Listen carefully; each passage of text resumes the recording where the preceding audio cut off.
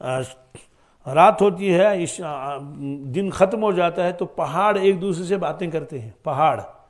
ایک پہاڑ دوسرے سے پوچھتا ہے کیا آپ کے پاس سے کوئی بندے مومن آج گزرا جس نے کچھ ذکر کیا ہو؟ تو وہ فخر سے کہتا ہے کہ ہاں، آج فلاں فلاں شخص یہاں سے گزرا تھا اور انہیں یہاں آ کر انہیں کیا کر لی، نماز پڑھ لی اور ذکر اذکار کیا. اس سے معلوم ہوا کہ جب لوگ سیر سپاٹے کے لیے جاتے ہیں، جنگلوں میں جاتے ہیں، پہاڑوں کی طرف جاتے ہیں، کوئی گلمرگ جاتا ہے، کوئی پہلگام جاتا ہے، کوئی کوثرناگ جاتے ہیں نا ان جگہوں میں، تو وہاں ضرور نماز کا اہتمام بھی کرنا چاہیے اور ان پتھروں پر بیٹھ کے کیا کرنا چاہیے، کچھ ذکر بھی کر لے، کیونکہ وہ پتھر بھی خوش ہو جائیں گے اور قیامت کے دن یہ ساری چیزیں اس کے لیے گواہی دیں گے کہ ہاں ایک بندہ یہاں سے گزرا تھا اور وہ اللہ کو یاد کر رہا تھا. چلتے چلتے تسبیح ہاتھ میں لے کے اور اللہ اللہ کر لے. ہم لوگ ایک مرتبہ ایک جنگل میں گئے جمعہ کے بعد، کیونکہ وہ جنگل بہت مشہور ہے، اور میں نے کہا ساتھیوں سے چلو چلتے ہیں. وہاں جب پہنچے چائے وغیرہ ساتھ لی تھی، میں نے کہا بیٹھو پہلے ذکر کر لو. کیا کر لو؟ تو سب کو ذکر میں لگا دیا. اس کے بعد عصر کا وقت ہوا تو عصر کی نماز پڑھ لی، اس کے بعد بہت دعائیں کر کے واپس آ گئے. میں نے کہا تو ورنہ تو آنا ہی بیکار ہو جائے گا، کم از کم اس میدان میں آ کر بھی تو کچھ اللہ اللہ کر لیں. تو بہرحال یہ فرمایا کہ بندے مومن کا جب انتقال ہوتا ہے تو آسمان بھی روتا ہے اور زمین بھی روتی ہے اس کے فراق میں.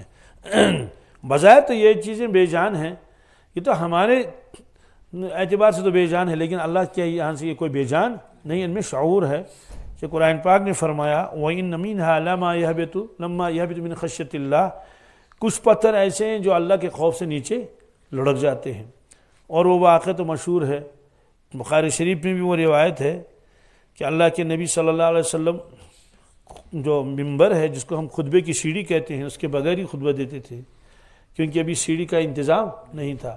ایک خاتون آئی، انہوں نے عرض کیا یا رسول اللہ صلی اللہ علیہ وسلم کہ میرا غلام جو ہے وہ ترخان ہے، وہ اچھا چیزیں بناتا ہے، تو اگر اجازت دے دیں تو آپ کے لیے ایک سیڑھی بنوا لیں گے. آپ نے فرمایا ٹھیک ہے، اجازت دے دی.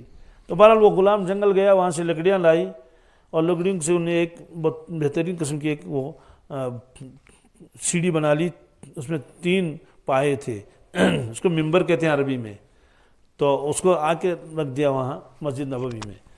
چونکہ پہلے محراب کے ساتھ ہی آپ خطبہ دیتے تھے، لیکن جمعہ کے دن بھیڑ زیادہ ہوتی تھی اور صفیں دور تک جاتی تھی، اس لیے آپ نے محراب سے ہٹ کر چند فٹ کی دوری پر ممبر رکھوایا رسول اللہ صلی اللہ علیہ وسلم نے، اور وہاں آپ نے جمعہ کا خطبہ دیا. تو خطبے کے دوران ہی وہ رونے کی آواز آئی جیسے کوئی چھوٹا بچہ روتا ہے. تو آواز بڑھتی گئی، صحابہ کرام نے بھی وہ آواز سن لی. بعض لوگوں کو افسوس بھی ہوا بھائی ان چھوٹے بچوں کو کیوں لاتے ہیں یہاں، یہ تو بالکل خلل کر لیتے ہیں. اللہ کے نبی صلی اللہ علیہ وسلم بیان فرما رہے ہیں، خطبہ دے رہے ہیں، اور یہاں بچوں کی آواز آ رہی ہے رونے کی. لیکن غور کیا کہ کوئی بچہ وہاں نہیں ہے جو رو رہا تھا. تو آواز آئی اللہ کے نبی صلی اللہ علیہ وسلم تک بھی. پھر اس کے بعد آپ نے دیکھ لیا کہ وہ آواز کہاں سے آ رہی ہے. آپ نیچے اترے اور اس ستون کے پاس آئے اور اس سے باتیں کر لی. ما یبکی کا، آپ کیوں روتے ہیں؟ انہوں نے کہا میں اس لیے روتا ہوں یا رسول اللہ صلی اللہ علیہ وسلم، آپ یہی خطبہ دیتے تھے، یہی نماز پڑھاتے تھے، میرے ساتھ ٹیک لگاتے تھے، اور اب تو آپ دور تشریف لے گئے تو میں تو محروم ہی ہو گیا. تو اس فراق کی وجہ سے میں رو رہا ہوں. حضرت حسن بصری رحمۃ اللہ تعالیٰ علیہ جب یہ واقعہ بیان کر رہے تھے تو بہت روتے تھے. کہتے تھے کہ وہ لکڑی کا تنا، کھجور کا تنا تو رویا، لیکن ہم ان کے امتی ہیں اور انسان ہیں، پھر بھی ہمارے دل میں ایسی محبت نہیں ہے. تو بہرحال آپ نے اس سے باتیں کر لی. اس سے یہ بھی کہا کہ اگر آپ چاہیں تو ہم آپ کو نکالیں گے، یعنی اس جگہ سے نکالیں گے اور باہر باغ میں آپ کو پھر اثر نو گھاڑیں گے تو آپ پھر ایک درخت بن جائیں گے. حالانکہ اس پر چھلکا ولکا کچھ نہیں تھا، پتے وتے کچھ نہیں، ٹہنیاں سب ختم کر لی گئی تھی نا. وہ تو بالکل ایسے جیسے ہم کہیں ستون لگاتے ہیں تو اس طرح سے. اگر آپ چاہیں تو آپ پھر لگیں گے اور آپ کا پھل جو وہ عرب عجم کے لوگ کھائیں گے، تبرک کے طور پر چاہے ایک ایک ہی کھجور صحیح جتنے بھی کھائیں، اور قیامت تک آپ سوکھیں گے نہیں.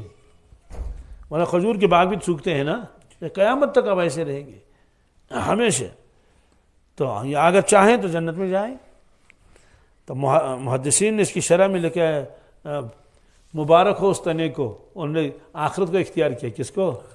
انہوں نے کہا دنیا تو پھر بھی فانی ہے، دنیا تو پھر بھی چلو 2000 سال 3000 سال 4000 سال جب تک بھی اللہ کو منظور ہو دنیا کو قائم رکھنا، تو 4000 سال اس کے بعد پھر بھی تو فنا ہے. اس لیے میں یہ نہیں چاہتا کہ میں دنیا میں رہوں، میں یہ چاہتا ہوں میں جنت میں جاؤں. آپ نے فرمایا ٹھیک ہے اس کو دفن کر لو. کیا کر لو؟